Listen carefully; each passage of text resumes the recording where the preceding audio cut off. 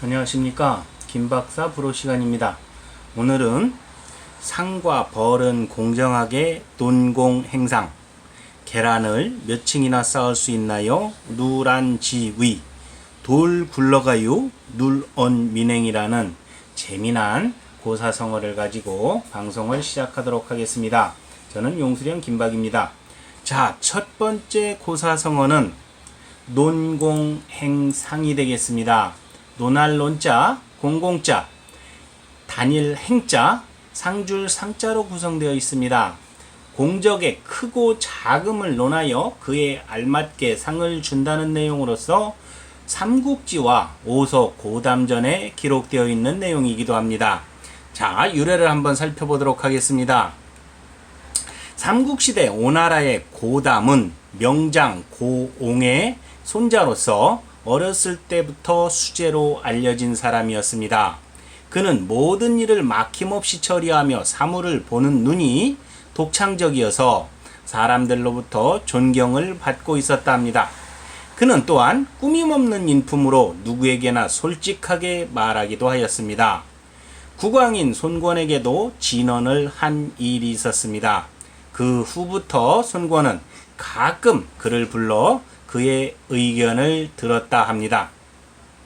언젠가 노나라 왕 손패가 오나라 태자 손화와 같은 대우를 해주기를 손권에게 요구해 왔으나 고담의 진언에 의해 실패한 일이 있었다 합니다.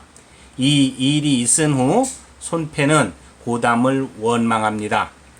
그 무렵 우리나라 장군 전종의 아들 전기가 고담과의 교제를 청하였다가 거절당한 일이 또 있었답니다. 이런 일 등으로 해서 손패와 전기는 손을 잡고 고담을 실각시키기 위한 계략을 꾸미기 시작하였습니다.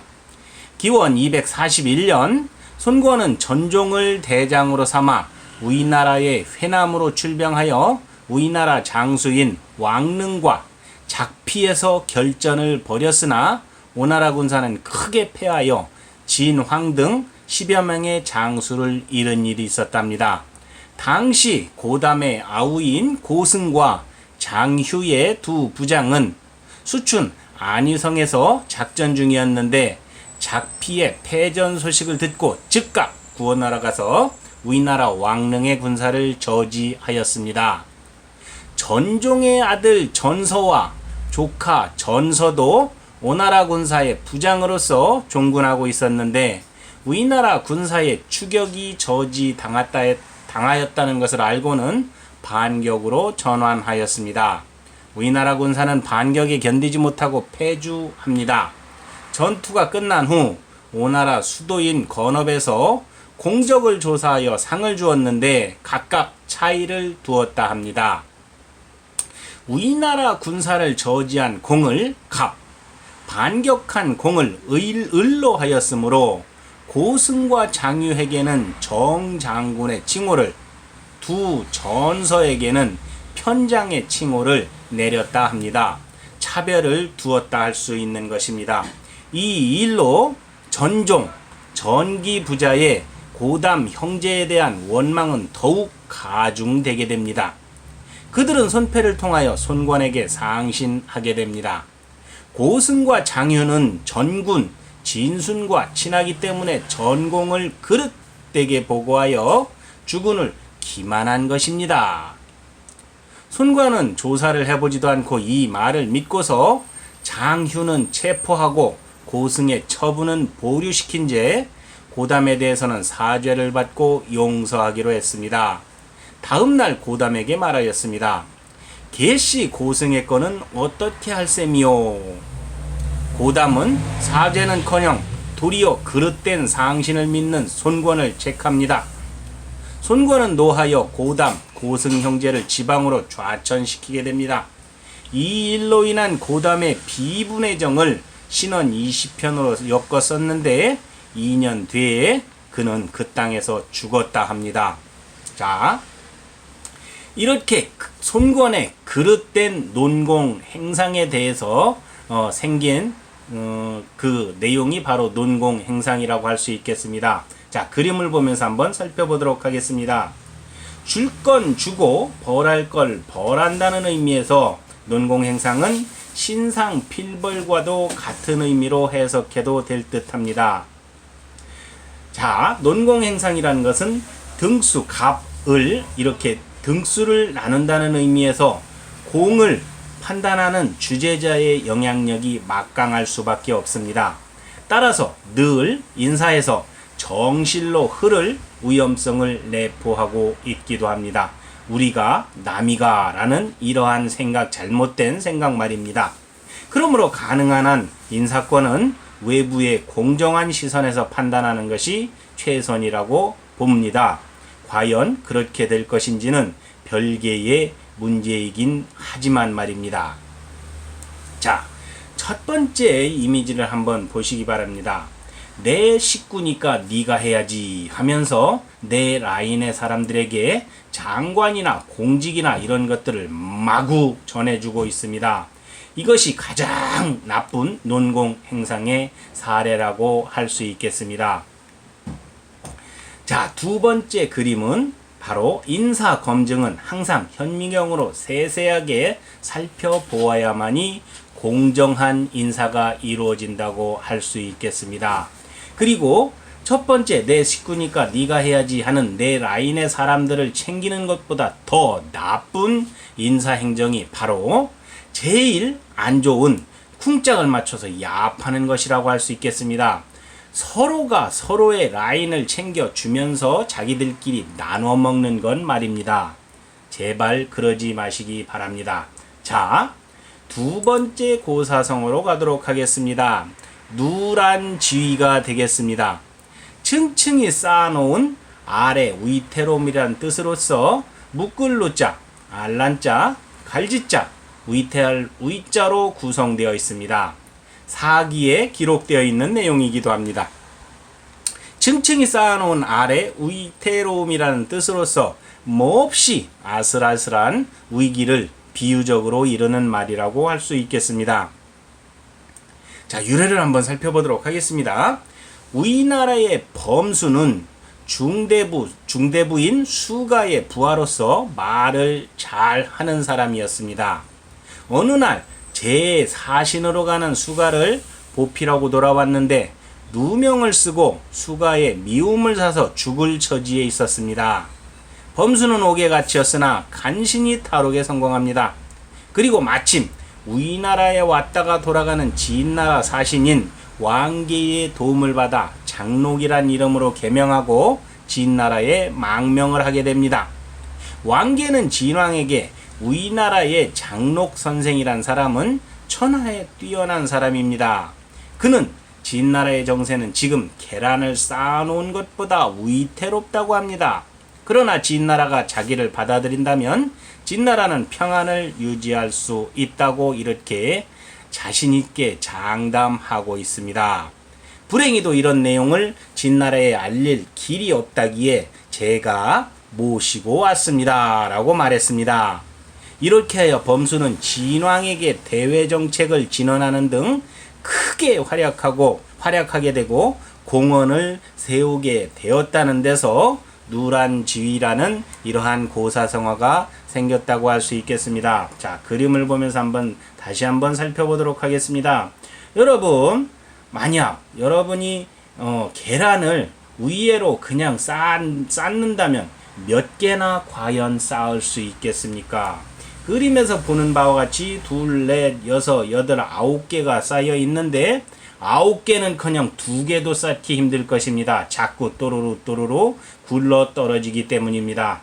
굴러 떨어지기만 하면 다행인데 굴러 떨어지면서 깨질 위험이 더 큽니다. 그러므로 계란을 몇 개씩 탑으로 쌓는 것은 거의 불가능하다고 할 수 있겠습니다. 모르겠습니다. 계란을 팍팍 깨서 그렇게 올린다면 그거는 가능한 일이기도 합니다.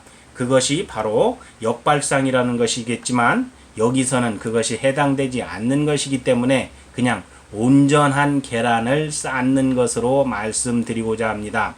요래 쌓을 수나 있을 것이며 요행이 이렇게 쌓은들 이렇게 쌓여진 위태위태한 계란들이 얼마나 버틸 것인가 라는 위험지경을 나타내는 말이 바로 누란지위라고 할 수 있겠습니다. 이러한 누란지위는 백척간두, 그리고 풍전등화, 명제경각, 기호지세, 위기일발, 절체절명, 우당탕탕, 그리고 이를 어째와 같은 상황에 처해 있다 할 수 있겠습니다. 자, 어떤 의미에서는 두 번째 경우와 같이 모래 위에서 모래로 쌓은 아주 화려한 궁궐과도 같이 곧 무너진다는 의미로 사상누각 또는 공중누각을 의미하기도 한다 할 수 있겠습니다. 자, 그리고 요즘 아주 뜨거운 화두이기도 한 일제 불매에 대한 이러한 이미지가 하나 있습니다. 조선징은 냄비다. 무시를 넘어 거침없는 모욕까지 저지르는 일제를 왜 사야 하는가? 개인이 할 수 있는 일제 불매, 일본 여행 안 가기 등등 할 수 있는 것이 참으로 많다고 할 수 있습니다. 애국이 따로 없습니다. 참여가 곧 애국이기도 합니다. 국민 모두가 힘을 합칠 때 비로소 일본 업체들이 누란지위의 형편에 처하게 된다고 확신하게 됩니다. 다음으로 세 번째 고사성어인 눌언민행에 대해서 살펴보도록 하겠습니다. 말 더듬을 눌, 말씀 언, 빠를 민, 행실 행자로 구성되어 있습니다. 말은 느리지만 행동은 민첩하다는 뜻으로서 논어에 기록되어 있는 내용입니다. 자, 본래 육아, 공자의 육아에서는 배우는 사람의 자세로서 눌, 언, 민, 행 해야만 스승의 가르침을 제대로 따를 수 있다 합니다. 공자는 논어 2인편에서 군자는 언어에는 둔하여도 실천하는 데는 민첩해야 한다라고 가르치고 있으며 이 말은 논어의 여러 곳에서 언급하고 있는 내용이기도 합니다. 공자는 자신의 수제자로 칭송하던 안회를 논어 위정편에서 내가 안회와 종일토록 이야기를 하여도 어기지 않음이 못난이 같다고 하여 겉보기는 그러하지만 마음속으로는 내가 한 말을 충분히 터득하고 있을 터이다 하고 안회를 평가한 말의 한 구절이기도 합니다. 자, 배우는 사람은 스승과 논쟁하거나 자신의 주장을 내세워 스승의 가르침과 대립해서는 안 된다는 것이 과거 성현들의 가르침이었다 할 수 있겠습니다. 자, 그림을 보면서 다시 한번 살펴보도록 하겠습니다. 자연의 신비로움을 표현한 것이라고 할 수 있겠습니다. 새싹이 돋아나고 있습니다. 새싹이 돋아나는 것은 아주 늦어 보입니다. 그렇지만 눈 깜짝할 새에 눈 떴다가 며칠만 지나고 나면 어느새 꽃이 피고 나무가 되어서 열매를 맺는 이러한 아주 위대한 자연의 신비를 경험하게 됩니다. 그것이 바로 첫 번째 이미지라고 할 수 있겠습니다. 두 번째 그림은 돌 굴러가요 하는 내용인데 말은 느리게 즉 심사숙고해야 하지만 행동 즉 실천은 재빠르게 해야 한다는 의미이기도 합니다. 돌 굴러가요 라는 이러한 이미지는 충청인들을 약간 비꼬는 듯한 말투입니다만 오늘은 부정적인 의미보단 긍정적인 의미를 부각시키고자 합니다. 한국인의 분노에 빗대어 말입니다. 우리의 만식이가 분노의 돌덩어리를 굴리고 소리칩니다. 그런데 말입니다. 말이 느려서인지 이미 도착해 있습니다. 안사, 안 마셔라는 이러한 돌덩어리가 말입니다. 행동은 느리지만 불매 효과는 이미 크게 나타나고 있습니다. 스파 의류업체의 매출은 이미 70% 이상 줄어들었고 맥주업체의 수입량은 90% 이상에 달한다는 조사 결과가 나오기도 했습니다. 이러한 현상을 아베 입장에서 본다면 아마 빠가야로 조센징 할 것입니다. 그렇지만 우리 대한민국 국민의 입장에서 바라보면 불매운동에 참여하고 있는 국민 여러분은 바로 대한민국의 슈퍼스타입니다. 지 눈물만큼 불편할 수 있겠지만 제대로 한국인의 분노를 보여주시기 바랍니다. 저도 적극 참여하고 있습니다. 모두를 응원합니다. 대한민국 화이팅입니다. 그리고 마지막 그림, 웬 갑자기 뜬금없이 나폴레옹이 나타났습니다. 이것은 반대의 상황을 보여주기 위해서 이렇게 집어넣은 그림이라고 할 수 있겠습니다. 나폴레옹이 말합니다. 날 따르라 해놓고 도착해서는 여기가 아닌게벼 하는 이러한 말을 내뱉고 있습니다. 이것은 리더의 무책임은 생각 없이 빠른 말로 인해 행동의 교정이 일어나지 않아 생기는 부조화의 나쁜 결과라고 말할 수 있을 것입니다. 물론 나폴레옹이 실제로 이러한 행동을 했다는 것은 아니고 그냥 농담 비슷하게 전해지는 이러한 담화라고 할 수 있겠습니다. 이상으로 오늘의 김박사 불호를 마치겠습니다. 저는 용수령 김박입니다. 다음 시간에 뵙도록 하겠습니다. 감사합니다.